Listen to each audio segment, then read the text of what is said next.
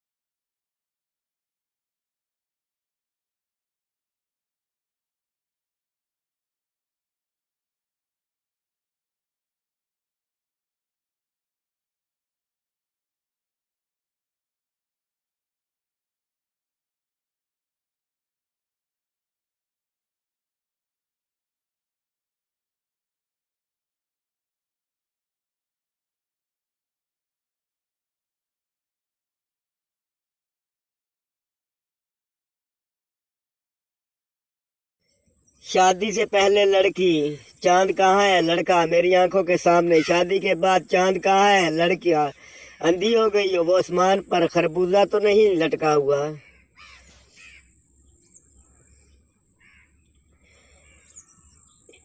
एक लाहौरी वाशरूम में दाखिल हुआ तो दरवाजे पर लिखा हुआ देखकर जज्बाती होकर बोला, वाह मियाँ साहब क्या बात है। बीवी, जब मैं तुम पर गुस्सा करती हूँ तो तुम अपना गुस्सा कहाँ निकालते हो? डरपोक शौहर, टॉयलेट साफ करके। बीवी हंसते हुए, कैसे साफ करते हो शौहर? तुम्हारे टूथ ब्रश से।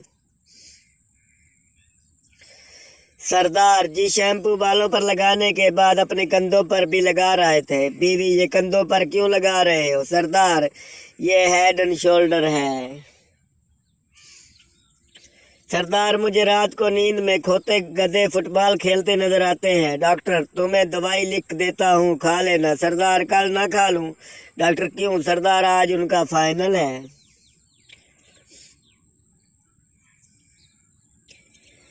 दामाद, ससुर जी आपकी बेटी दमाग नाम की कोई चीज ही नहीं है। ससुर, बेटा तुमने इसका हाथ मांगा था, दमाग तो नहीं मांगा था। सख्त गर्मी के बायस फैसलाबाद में एक ही खानदान के 11 अफराद अचानक अपनी नानी के घर चले गए। उथे एसी लग्या होया सी।